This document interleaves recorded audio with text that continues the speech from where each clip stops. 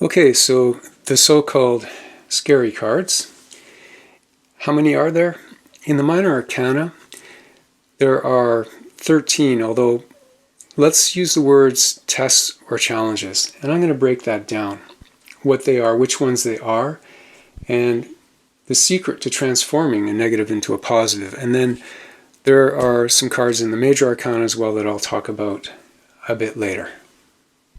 So I'm not going to go into the meanings of the cards necessarily right now because that's elsewhere in the course in many different places.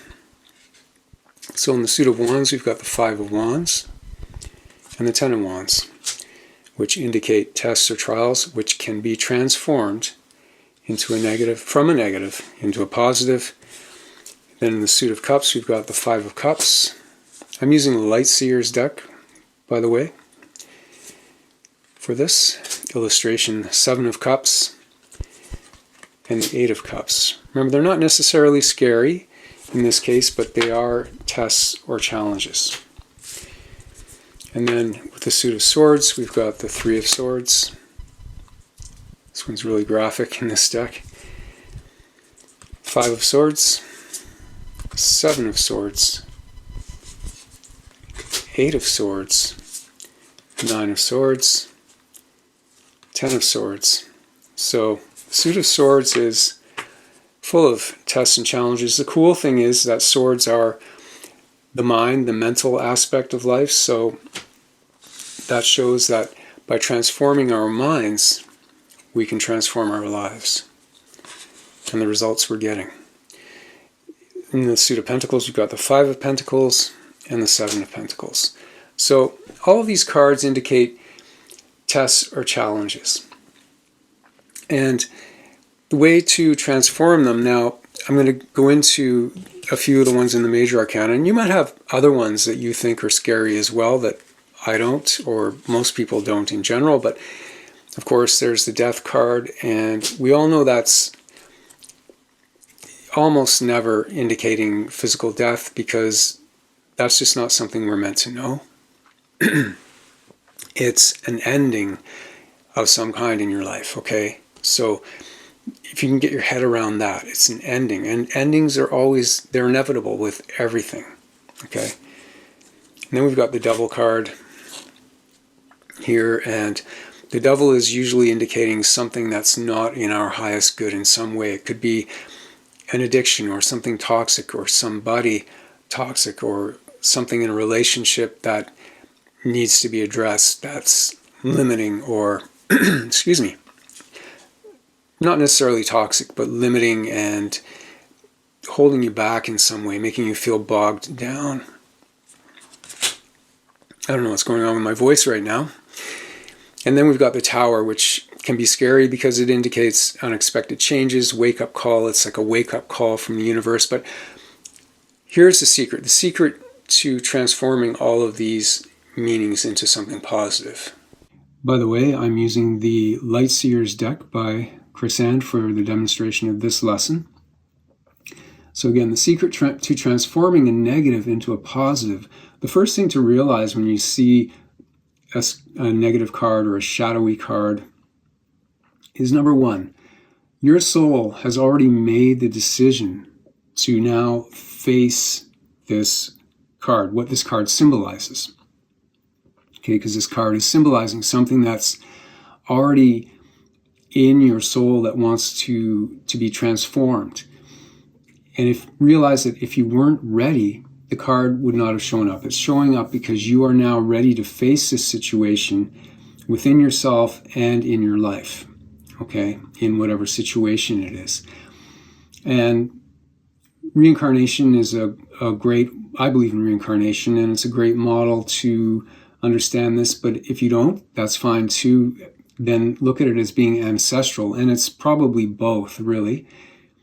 Past seeds of karma that are ready to be purified, ready to be transformed. It's an opportunity to become even lighter and more free of the limitations of your past.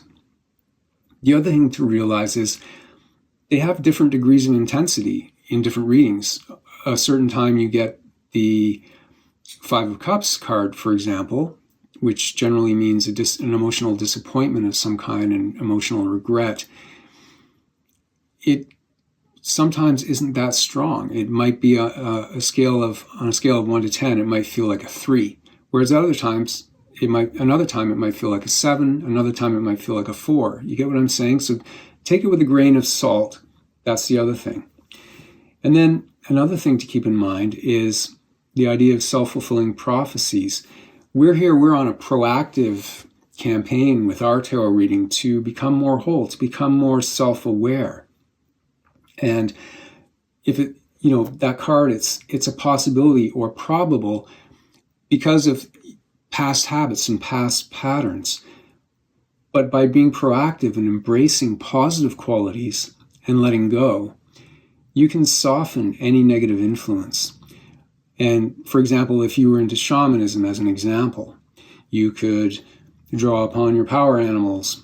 And here we can draw upon positive cards, which I'm going to show. These are some of the cards and archetypes that I used to draw upon when I want to transform something negative into something positive. The Temperance card.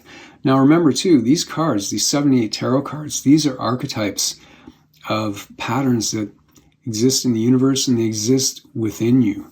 So you're not only combining and recombining different elements here, like in Temperance, and blending and walking the moderate path, you are the angel of temperance itself. Be mythic, be the heroic in your tarot readings. The Ace of Cups, channeling that love, feeling that love in your heart. Strength, finding that strength within yourself, that quiet inner determination and strength, like a lamb. Interesting.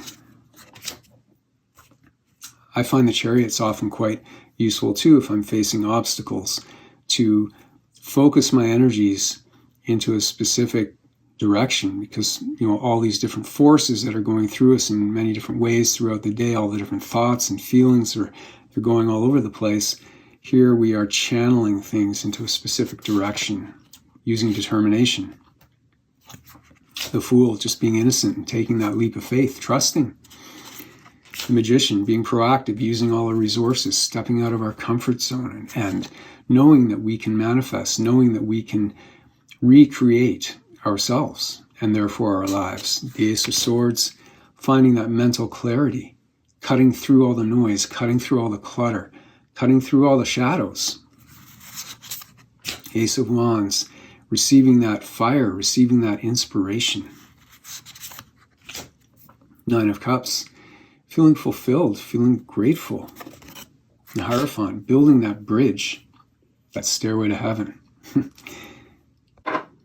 Okay, and what do you do if you get a shadow or negative, so-called negative or scary card in the outcome position? Here we've got the Ten of Wands. Let's say you were asking, or somebody was asking about a love relationship, and they happen to get the Lover's card in the first position. So it's definitely, there's love involved, there is a love relationship.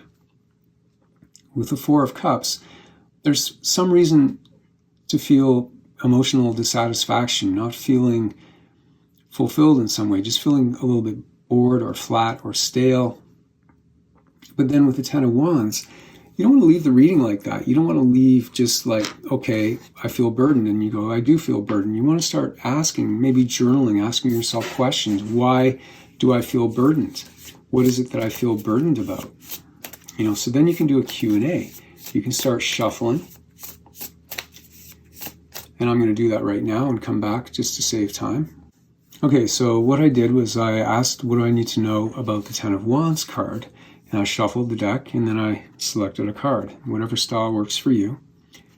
And I got, oh no, the Ten of Swords, believe it or not. So now, the Ten of Swords tells me that it's some kind of conflict involved, but because it's the Ten of Swords, the number 10, it's at the point where it's at the end, where it can be resolved, okay? But you don't have to stop there. So I'm going to pick another card because I've got one answer, now I've got more questions. Okay, so this is where you need to trust your intuition and get creative with creating your questions. I said, how would I resolve this situation in the best way? And I shuffled and I got the Ace of Wands. So the Ace of Wands is telling me as an answer to get the inspiration, to get the fire, to connect spiritually, whether through prayer, meditation, walks in nature, whatever you do to get that connection with your spiritual core, your spiritual fire that can help you put things in perspective and see the bigger picture. Get that inspiration again going where you know you can deal with it and you can bring a more positive, you can bring a positive resolution to things. Get that motivation and that inspiration. So that's sort of how you, and you can keep going. You don't have to stop there. It's up to you. You keep going until you intuitively feel a sense of resolution. I do in this case, if this was me, this is imaginary, but I would feel like, okay, I know what to do now. I know how to handle this and transform this challenge into something positive.